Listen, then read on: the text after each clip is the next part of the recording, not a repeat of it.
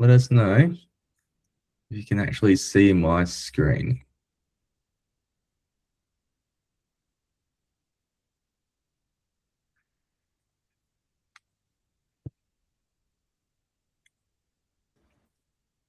Okay, we can see it. Awesome. Sweet. We go to all the way to the top.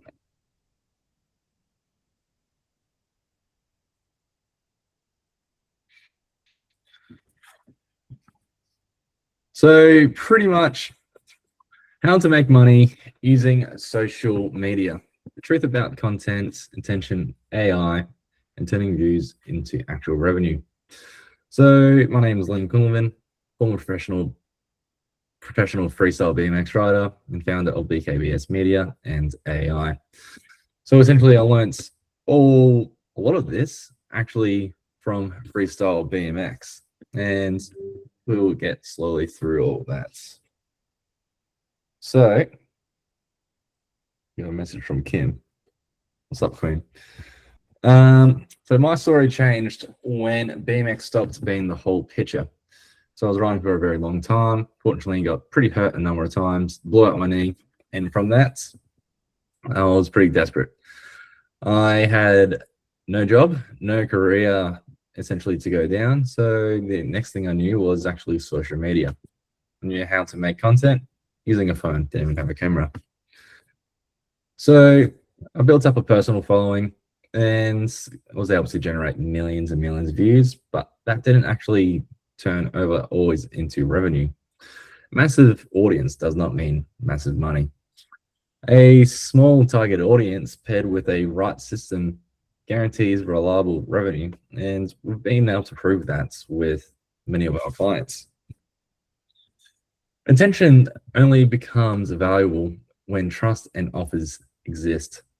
So what I was doing before, sure, I was getting attention, but I didn't have any offers, didn't have anything to sell. Essentially, I was basically a billboard. There was a lot of cool things with that, a lot of cons with that also. So no attention means no sales once you have everything up.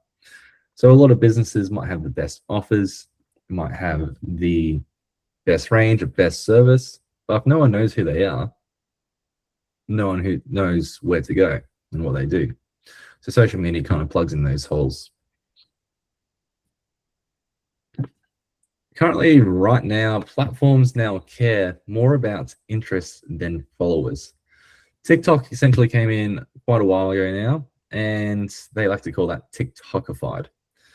Before, it used to be a bit more like email marketing, and with all the email marketing, it was about how big you can build up your followers, and then you're guaranteed to reach out to 10% of them. Right now, I'll be lucky to do that, but sometimes if I know I have a very good post, it's going to reach out hundreds and thousands. I don't have hundreds of thousands of followers, so it's purely interest from the organic side of stuff. Now, there's many ways to get attention, and this is actually from Mr. Beast. It's the purple cow effect. So the purple cow effect, to stand out from the crowd, you got to be different. If you're walking down the road and or driving and you saw a purple cow, you're going to stop and take a photo now, aren't you? Different, surprising, or emotionally charged content interrupts the scroll. You see something with emotion, see what's going on, you're going to stop. And that intention we can convert to dollars if you have something to sell. And then you have the familiar, expected, generic content that gets completely ignored. You know, sometimes your followers who really do like you see it. All right, no worries. But it depends on what you're in it for. There's so many different ways to use social media to make money. And a lot of the ways I'm talking about for business, but you know, I also made money doing sponsorships and using myself as a billboard and getting attention like that. Didn't actually, you know, pay for me to go around the world and have a lot of fun, do a lot of cool things. So it definitely wasn't a waste of time. So most content fails because it talks about the business and not the customer. So pretty much, if you're a business owner and you talk about, hey, we do this, we do this, we do that, it's not exactly solving the problem for the person on the other end to be engaged. Customers care about their own lives, where problems they need solved, goals they want to achieve, frustrations they want to avoid.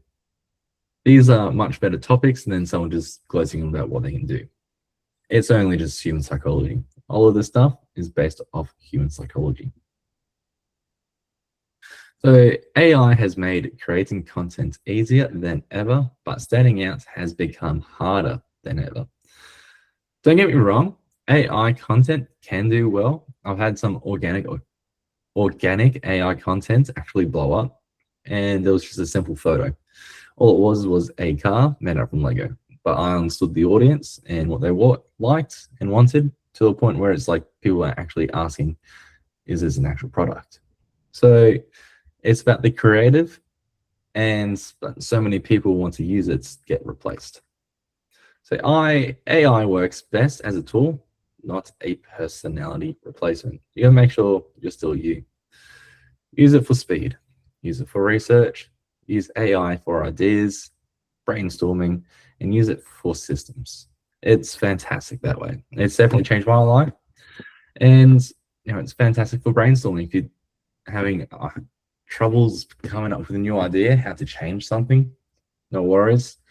Just have a chat with ChatGPT, and it helps you unlock that next part. Really, real humans beat polished brands more often than you would think.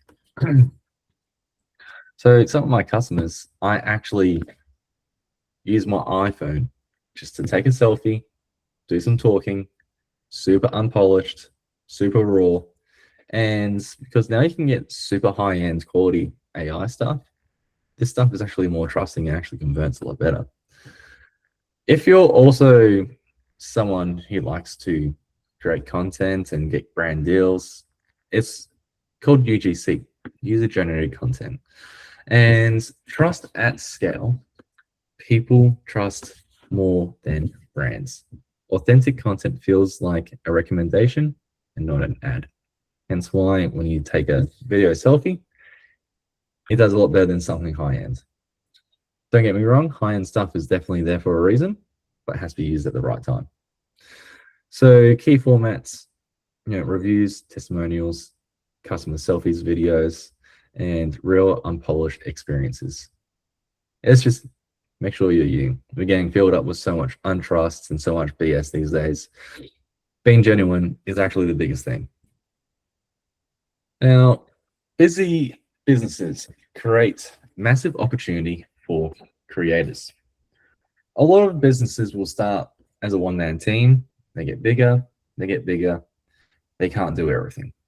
Then they sort of understand how important social media is, and this kind of opens up a gap. So this is kind of where I filled in. So I understood that some customers need social media, some videos, some photos, some graphics, all this other stuff. Pretty much everything that you see. Basically, your brand awareness, interactions, how algorithms sort of work. And it's actually just broken down to being a person, understanding what that one person will like. If I have a video I'm creating and I watch it 5 times because I'm stoked on it, probably means the next person's going to be stoked on it too. But if I just don't have any feeling behind it and it's just like, whatever, the audience is going to do the same. It's that simple. So, as I said, I started selling content. In my past, I was a tradesman, looked after a sales team. Sorry, not a sales team, a fabrication team, and got everyone to do what they needed to do. So I knew how to essentially spread out my time, my hours, and started going around getting one job after the next and sending invoices. So businesses rarely buy content for content's sake. A lot of people out there will be, don't get me wrong, some incredible content creators, but they're not solving any problems. They're not bringing in brand awareness, and sometimes they are right, but don't know how to prove it to the customer they're trying to get down. Sometimes they don't know how to do this essentially as an ambassador either. It depends on what the roles are and what you're trying to do.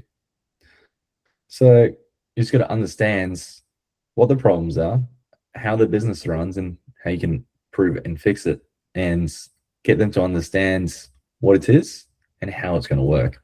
From there, you're going to solve a problem for them, and people pay money to solve problems. That's where social media comes into. So the best marketing starts with the end goal and works backwards.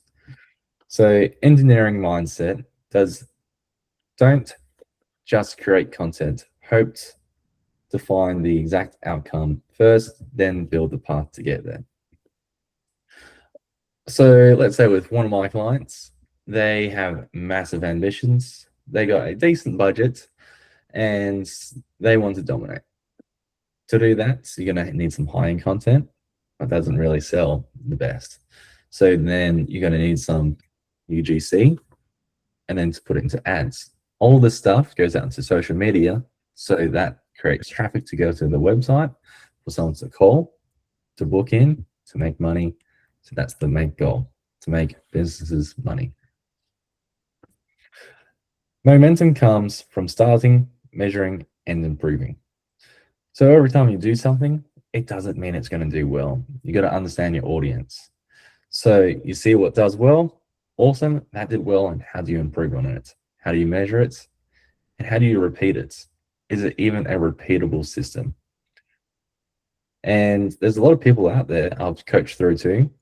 Perfection kills momentum. They'll be like, I've got to make this incredible content, and it's going to take hours. I need the highest quality camera. I need to get Premiere Pro. I've got to learn how to do this.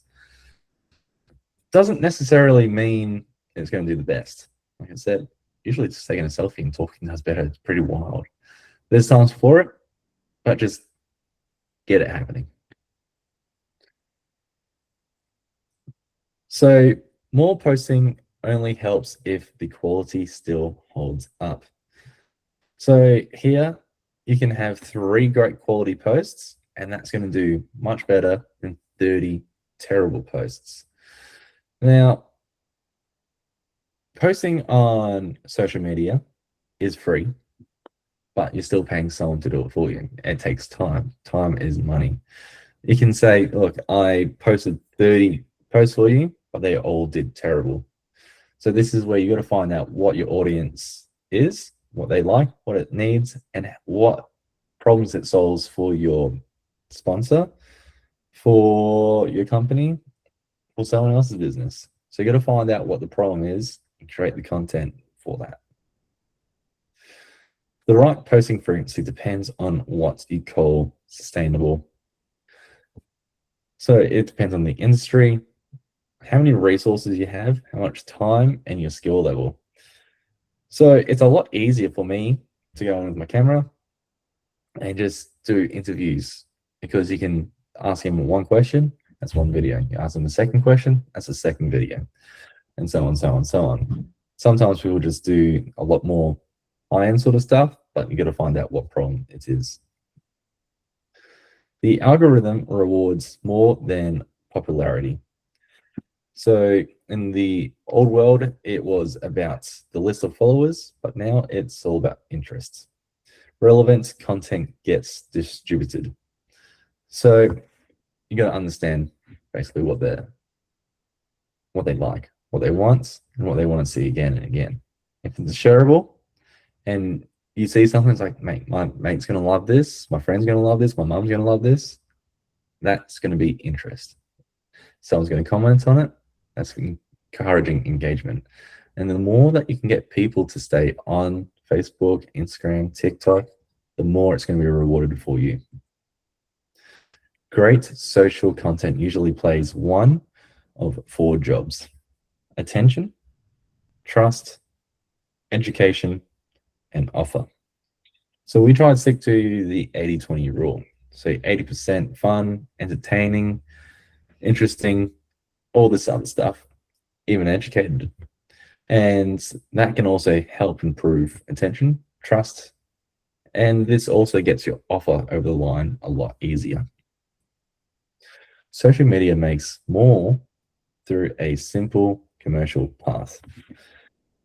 So the money isn't in the content itself, it's in the practical path the content creates. So you get your content, and then that creates a lead, then that comes into a conversion, you quote them up, and you sell them. So that's more for like lead generation, but it's pretty much the same stuff again, but for e-commerce. So buying things online. E-commerce, they see it, they build up trust, it solves my problem. I really don't want that. This would look fantastic on me. Sold. All with social media. Most businesses lose money in the gaps, not in posting. So leads not called back fast enough, DMs ignored or missed, no systems to follow up after the first contact. So there's definitely a lot more than just social media. It's how you use it, how you track everything, and it's a full-on job. It's hence why I've got a small team here now, and they help out with all of it. And there's reasons why companies are putting billions into this.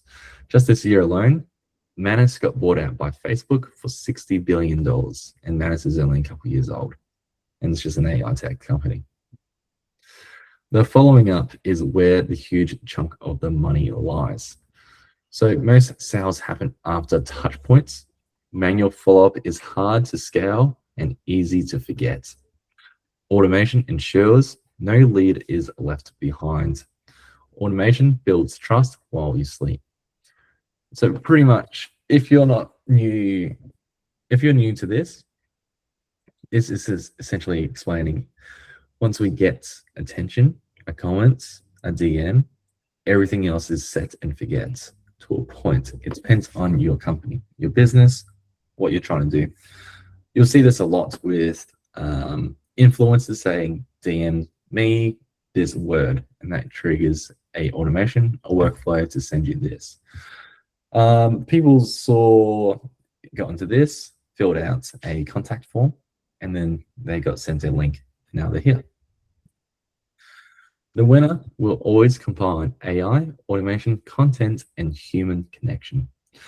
So AI is only as good as we draw it. Automation is only as good as we understand it. Content is only as good as it serves purpose for our audience. And human connection is how we tie in everything together, building real trust, personality, and making sure everything's closing.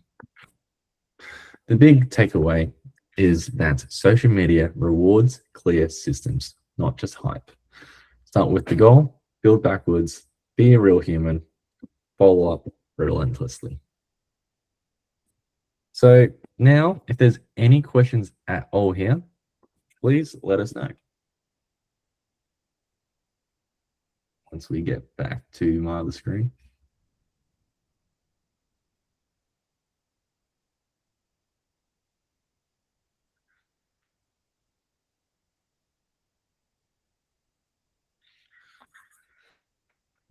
So if there's any questions, let us know. There's definitely, that's a bit to unpack. I know some of you already know this because some of you actually work for us. But if there is anything, just let us know.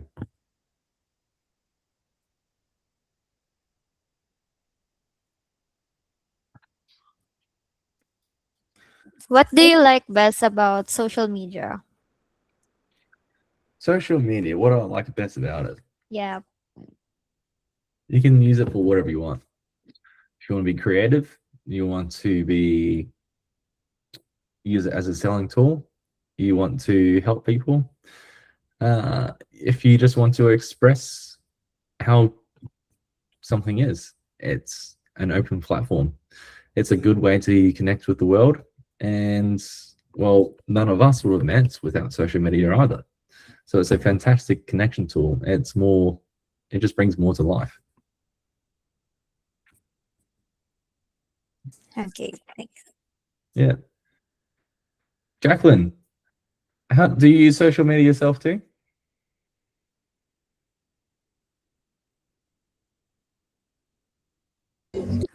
Yes po. Was there any input takeaways that you learnt from this presentation, or is there anything that you learnt from here and you might actually improve your day-to-day life or put it into work, something like that?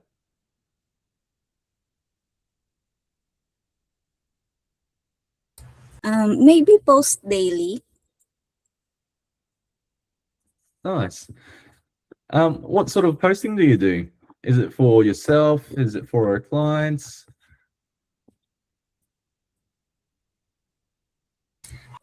Personal. Personal. Awesome. Is it mainly just for fun? You trying to achieve something from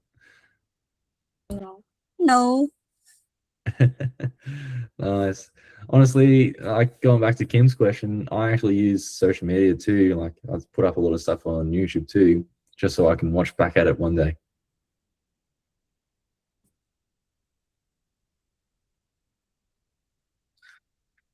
So, Kim, I know that you do a lot of stuff for us. Out of all this, what what do you take away from all this? Um, you're asking me, right, Kim? So, based on my own experience, likely my past client who owns a hospital, um, he's more likely getting clients doctor from a referral, but they have this social media but doesn't use it. So I wonder why. And then I jump on you to be your marketing BA, and then um I notice how strong the social media are, especially if you are consistent, even if it's organic ads. The way consistency works, you are far ahead and you are on a competition level. So from that, it can really build you know, trust, reliability, and also the the brand presence that oh, okay, so this is what they are doing, something like that. Yeah, yeah, yeah, um we have questions in the messages also. yeah. I just saw that from Kring. So won't be able to be on my mic, but I have a question. Which social media platform helped you hit your first client's KPI? To be honest, a lot of these clients I've dealt with don't even know what standard they want. Um, and then social media platform, it depends on what you're trying to achieve, right? So it depends on your demographic, I should say. Some demographics is much higher on Instagram. So when I was a professional BMX rider doing responses, it was pretty much 99% of it was Instagram. A lot of my clients, because we put a lot of money behind ads there too, is actually on Facebook. Now, all of it is, let's say one client, let's say we put $10,000 into ads. We hopefully would like to triple that just because there's overheads, there's marketing, other fees. So pretty much it depends on your client. Some clients have ridiculous KPIs, but it's understanding what they want. And if they don't know what the clear goal and how to get there is, they just probably just don't know. Depends on what they're trying to sell to.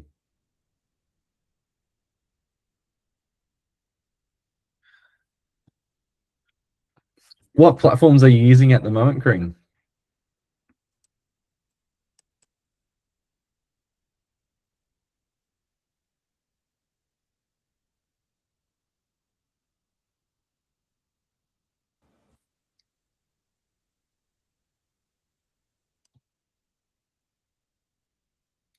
Currently, it's LinkedIn, X, TikTok for international based tech companies.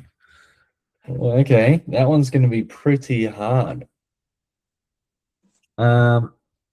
With LinkedIn, that's going to be highly personalized. Now, LinkedIn does do paid advertising. It's ridiculously expensive. And for a platform like LinkedIn, that's is mainly business people. Business people have money, so the bidding war starts very high. So a lot of that is actually going to be extremely manual. So if you're hitting KPIs for sales, that's going to be very, very manual.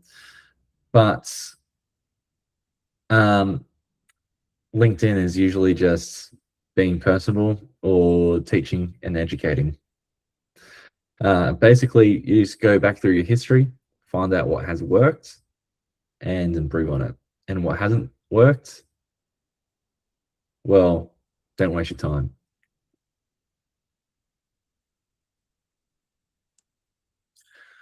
Yeah, so can I go over AI? Using AI without getting blended in. So there's a couple different ways I do this. With AI, pretty much everyone going out there and just talking to it, and it's like, hey, I want it to look like this, like that, and do that. It's gonna spit out the default settings.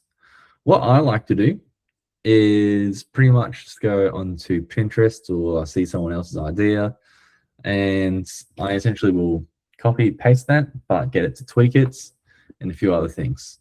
So you basically see an amazing design that you see, and I still read magazines and books and see all the art and be like, can you please change it to make it more look like this, so you actually have more directive.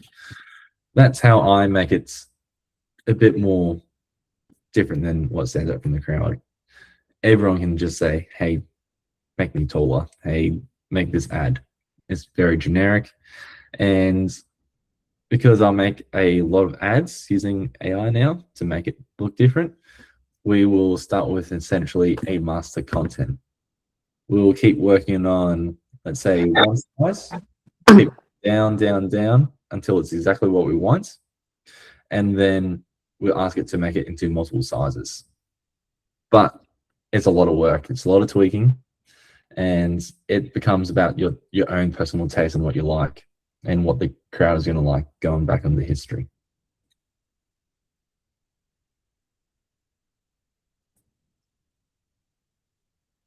If we could save a business owner 10 hours per week, which activity should we automate first? That's a good question. Depends on the business, right? Are you doing cold outreach? Is this for someone who's spending money to attract people coming in? Because it's all sort of different. So currently right now we're doing outreach for my own agency too. And so that will gather everyone's information, put it through an automation, and otherwise that automation, you'll be doing it manually, which takes a very, very, very long time. Sales is a numbers game. The AI helps with those numbers. The next thing also is that it's not necessarily ours is the highest value thing. What I like to do too with Google reviews is once a job is complete, it will go to a Google review. It will say, it will get sent out to the customer, and it will say, were you happy with the job? Yes or no. If it says no, it's going to branch off to a form saying, sorry, we'll do better next time. How can we improve? So sorry, sincerely, whatever company. They're usually pretty satisfied with that. But if they're happy with that, that's going to send them to the Google business page and leave them a good review. So once they leave the good review, it increases the natural SEO and the trust of the entire company using AI and automations. The next part too is with the automations. If you have a large following, you can do all this mini chat sort of thing. We got systems for that too. Comment this word and we'll reach out, and then that goes into an automation. If you get 100 people in and each person takes about 20 minutes each, that's a lot of time saved up there too. So it just depends on the company, what they're doing, what the end goal is. Automations don't change anything. It just depends on the company, what they need.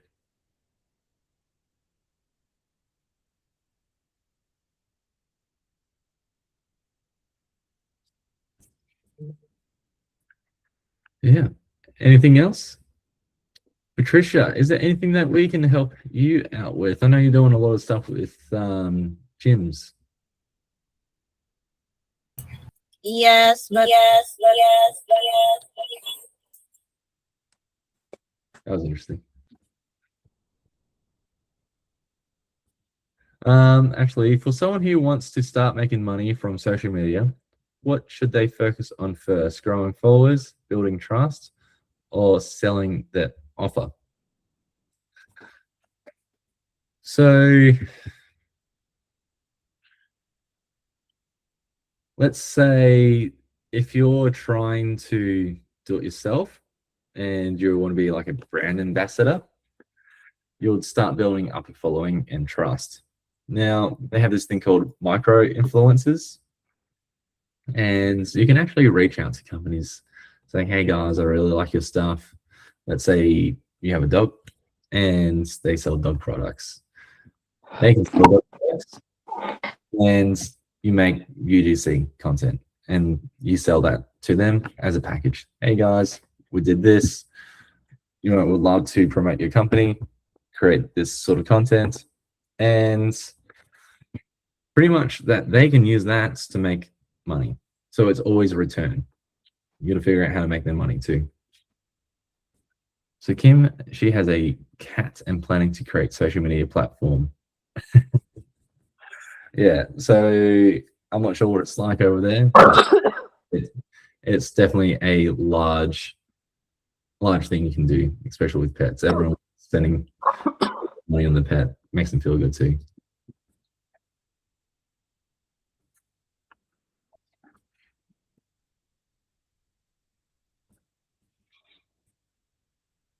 Yeah, no worries. Always feel free. We can always work out how to take this to action and how to essentially find out other ambassadors or where to essentially find other platforms to get you some brand deals.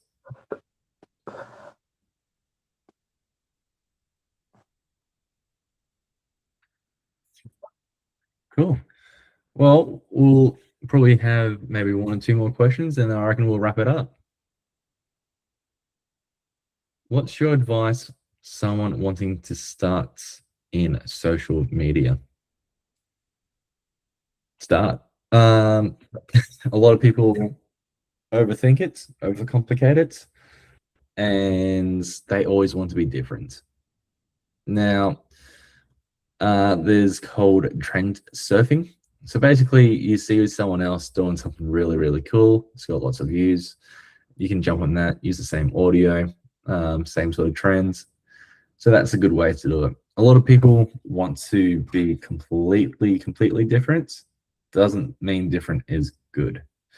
I can go to the kitchen and try to create an amazing meal, and it might suck. Yeah, it's kind of like content. Sometimes your idea is just not good and doesn't connect with the rest of the world.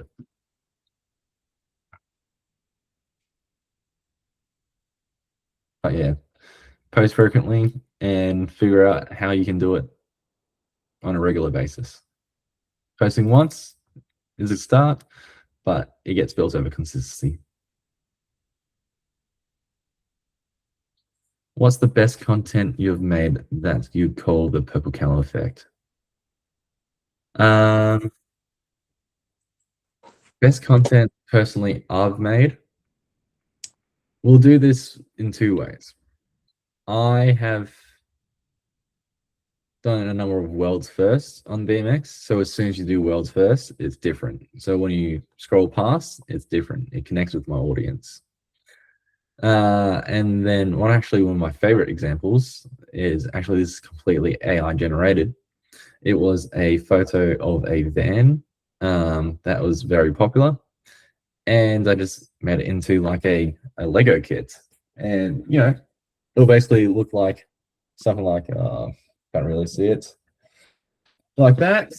It looks like a kit you could build yourself. Now, everyone's like, oh my God, that's awesome. I'll totally buy one of them and have it in the back. So it sparks people's interest, and no one's ever seen it before. So it's just been different.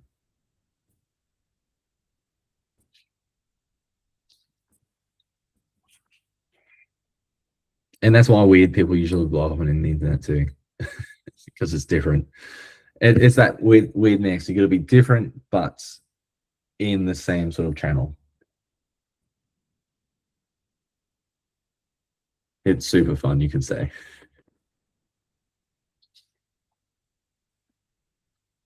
All right, we've probably got one more question.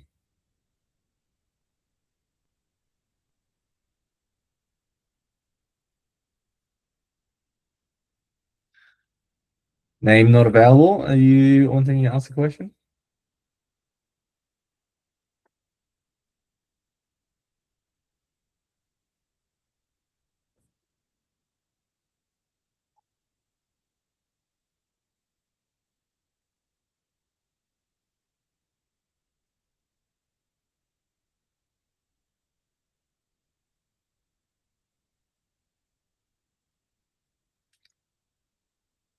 Cool. Well, I'm just going to leave it on one other thing too. Being able to build up a personal brand also has made it a lot easier too. So as soon as I walk into somewhere and they see that I'm a real person with a few followers, everything's legit, it opens up a lot more doors. When people come across it, it basically essentially certifies you as being legit and not just another person. I don't know, it's super weird. It definitely does help get everything across the line. It kind of shows that you're interested and understand how things sort of work. It's an interesting world that we live in.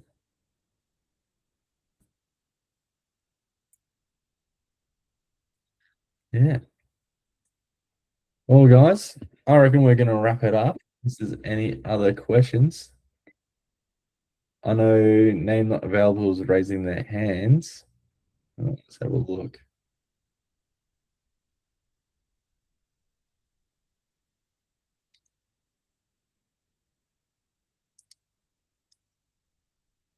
Cool.